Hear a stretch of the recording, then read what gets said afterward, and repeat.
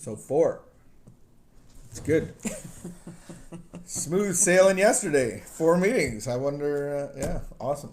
Hey, is this yours? Mm-hmm. Did you build this? Mm-hmm. I was just looking at, what is this? Explain it.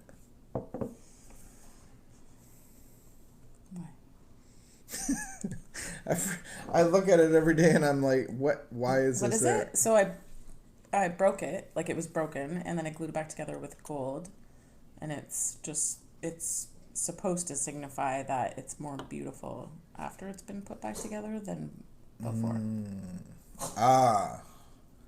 Very nice. It was an ancient Japanese process of putting things back together. There's a name for it. With gold, yeah. And it's more valuable when it's put back together. We don't actually. I guess if it's a really valuable jar, then it's probably not. But. Yeah. Mine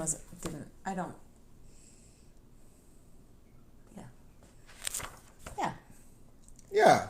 And the interesting thing was when I was at a thing and somebody introduced that this is what we were going to do, and I was laughing because I used to blog before. Do you remember I used to blog? Yeah. Yeah. So I actually before blogging was way back when when the internet came out, before Facebook, there was no Facebook. Oh, definitely before Facebook. Maybe there was MySpace. But I was blogging and I was writing our story and I wrote about that. I wrote about that and I wrote about our lives and everything. But then I got scared about having everything on the internet and I deleted it all. Gone. Yeah. It was really good writing. I think you have enough stuff on the internet now. You've made up for it. What was I? It's an interesting concept because now that I don't know why I brought it up, but I've been looking at it. And then this morning I was really meditating on the fact of recovery, about getting a new life. But most people just want to fit recovery into their old life to fix it. And recovery isn't a toolkit to fix my life. It's where I get a new life. And so it's actually getting a new... What happened when you tried to have the same life, but I tried to put recovery as an add-on. I tried to bring recovery into my life. I'm gonna live the same life and just do it sober. Yeah, I did that a couple times, and I just thought it was a relief method. I thought it was like a medication. I thought it was like taking Tums for your heartburn, and now I can live my life. But that's the illusion or the delusion, is that I can put this and fit this into my life. I actually have to leave that life and get a new life. What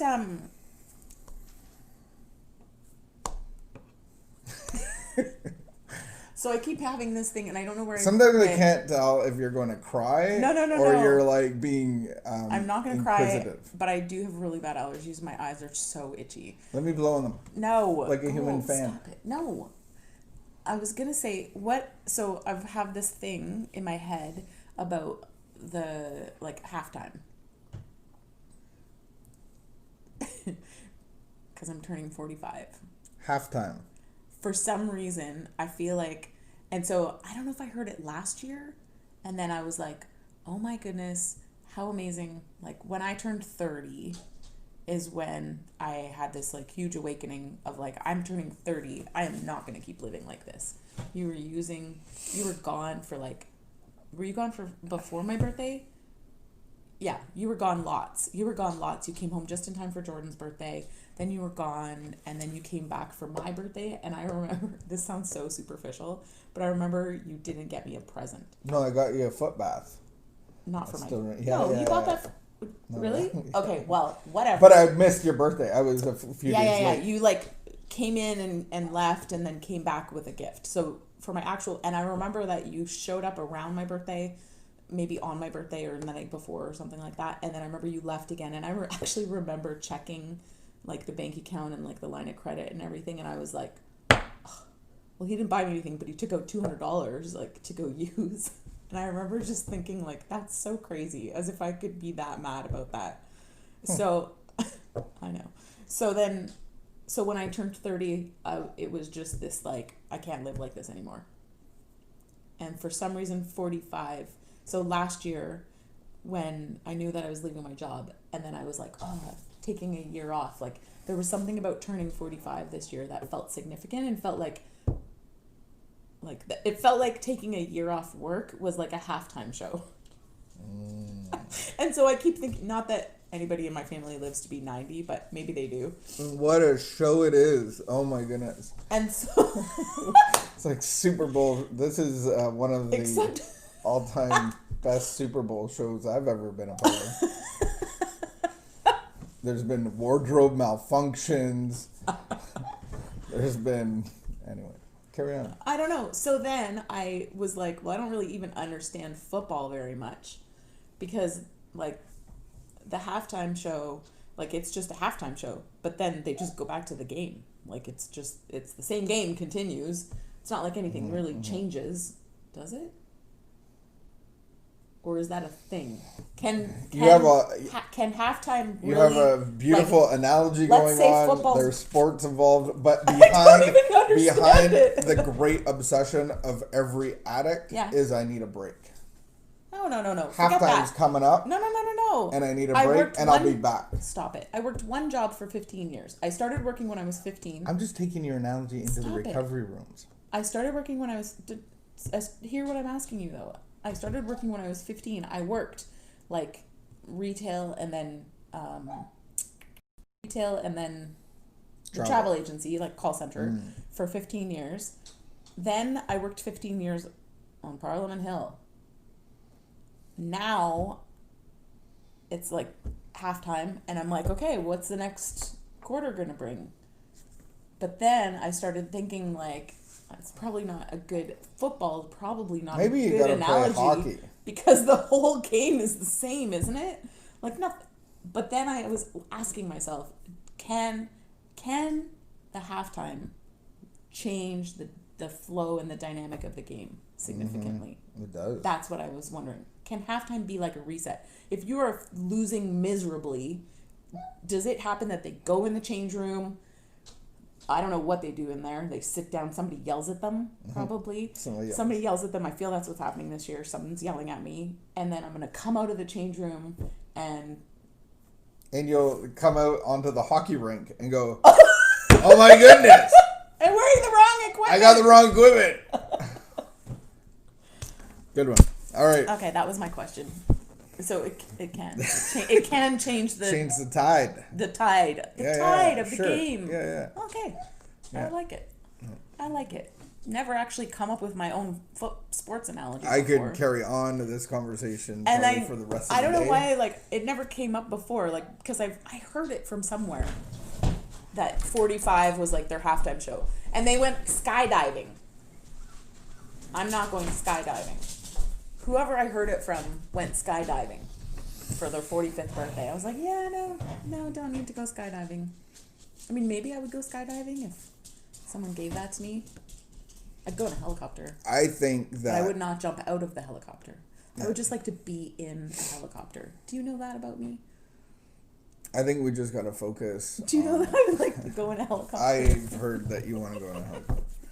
I digress. Oh, it's the 14th. Oh, it's my turn to read. That's why you keep giving it to me. I'm sorry. Man, August is halfway done.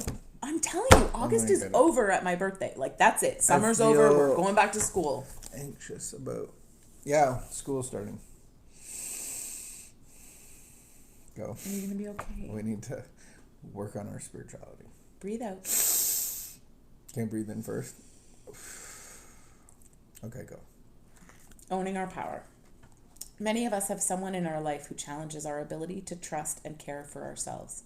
When we hear that person's voice or in her or his presence, we may forget all we know about what is real, about how to own our power, about how to be direct, about what we know and believe to be true, about how important we are. We give up our power to that person. The child in us gets hooked with a mixture of powerful feelings, love, fear, or anger.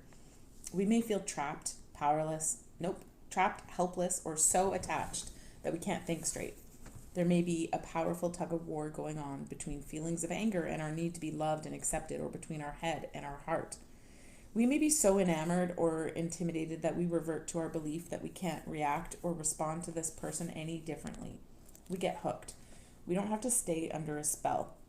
We start by becoming aware of the people who hook us and then accepting that. We can force ourselves through the motions of reacting differently to that person, even if a new reaction is awkward and uncomfortable. Search out our motivations. Are we somehow trying to control or influence that other person? We cannot change the other person, but we can stop playing our part of the game. One good way to do this is by detaching and letting go of any need to control. The next step is learning to own our power, to take care of ourselves, to be who we are, free from their influence. We can learn to own our power with difficult people. It may not happen overnight, but we can begin today to change our self-defeating reactions to the people who have hooked us. God, help me identify the relationships where I have forfeited my power. Help me unhook and begin owning my power. Wow. I know you could talk about that a lot, especially the last part where it says people who have hooked us. There's situations and there are people and there are things in our life that try to hook us in because we have loops that we can be hooked on. So I think, I love the word detach. Have you ever had that feeling? Like when you're walking in the mall or like down Rito Street and you hear, John Ruby! And you're just, everything in you just like, oh. I do, yes. But, and it happened to me the other day where I was at the grocery store. It was several months ago, but I was in the grocery store and I looked towards the person beside me and I was like, oh. And I thought it was someone who had a problem with me. I've done the best that I can to initiate a conversation to say like, I've actually sent them an email and said like, hey, I heard that you were very upset with me and I understand that I've, done something and I 100% would like appreciate talking about it, blah, blah, blah. And they didn't respond. And so I was like, okay, that's all I can do. Like, I can't do more than that. And I'm willing to listen. But when I looked and I thought it was the person like standing right beside me, my initial reaction was like, just like terror almost. Mm. And it took a moment for it to pass. And then I was able to like quiet my mind and say like, okay, maybe this is an opportunity. And I'm gonna, and then I looked over and it wasn't her. Mm-hmm, mm-hmm. And then I actually felt kind of disappointed. I was like, oh man, because I understand this and I don't want other people to have power over me, like to have that kind of power mm-hmm. over me. And it's really my mind. Like my mind, it just goes. It goes. And then squirrel cage. It's like it doesn't have an off switch. And it just keeps going and going. And I can make a mountain out of like the littlest molehill. And it's not a good thing. Amen. I feel like this is really what it's saying. Like, where do I get my power from? My power, like I come in powerless and God gives me power. Mm. And I remember losing any semblance of power within, I think it was like 6 months. And I ended up at a bar and I took a drink. And as I took a drink, I felt something leave me. And I'm not like a Christian per se. Like I'm like trying to get recovery. And as soon as I drank that, there's something that left me. Mm. And so I think it's the same thing wherever I put my heart to, whatever I worship, that's what gives me power. And so if it's alcohol, if it's people, it'll take the power of God away because mm-hmm. you're going to that person for caretaking and control and mm-hmm. fixing. And I might go and lose my power to alcohol and drugs. And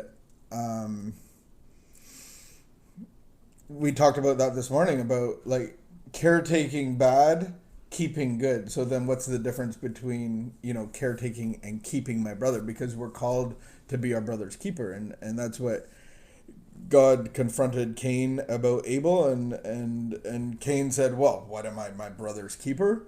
Like, it's your job. And so we are called to keep our brother. No, what did God say back to him? The blood screams out from the ground. He got in trouble. He killed his brother. And No, I know, but and Cain was trying to blame God for not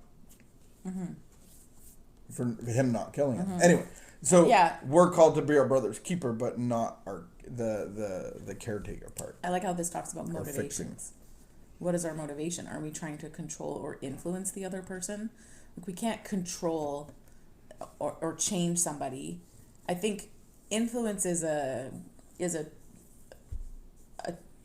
I think if my motive for engaging with someone is just to influence them, I think that's